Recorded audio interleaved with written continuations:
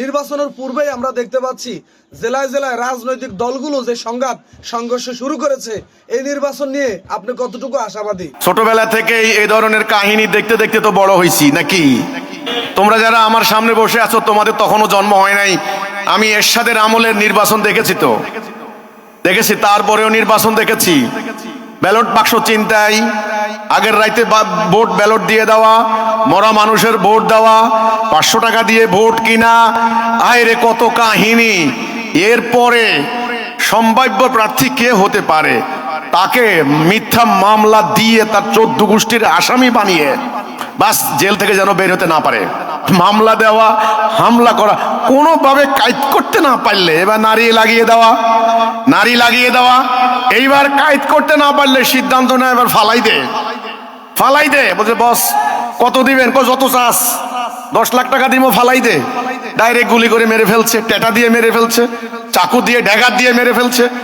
আচ্ছা, কোনোভাবেই সুবিধা করতে না পেরে এবার বাপ যদি বাইসা থাকে, বাপকে বলে পোলা হারাইয়েন না এই বয়সে, বউকে বলে জামাই হারাইয়া বিধবা হইবা না, পোলা বাইনের দিকে চাইয়া থাকো, ওরে বলো নির্বাচন থেকে সরে যাইতে। এটা হলো, এগুলো দেখতে দেখতে আমরা বড় হয়েছি। এমনি তো আর আল্লাহর দিন প্রতিষ্ঠার জন্য নামি নাই।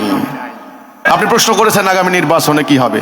নির্বাচনে আরো অনেক খুন হতে পারে, মার্ডার হতে পারে, এবং এই নির্বাচন যদি হয় হোক না হোক আল্লাহর ব্যাপার, আমার কি।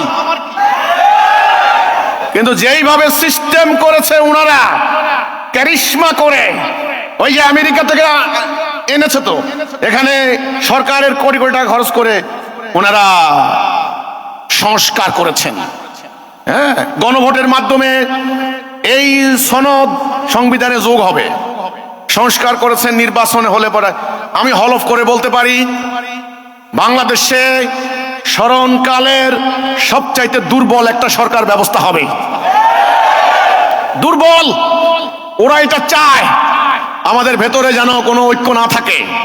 ওরা চায় সরকার যেন দুর্বল হয়, সরকারের যেন সার্বভৌমত্ব না থাকে, সরকার যেন জাতির সংকটে শক্ত সিদ্ধান্ত নিতে না পারে।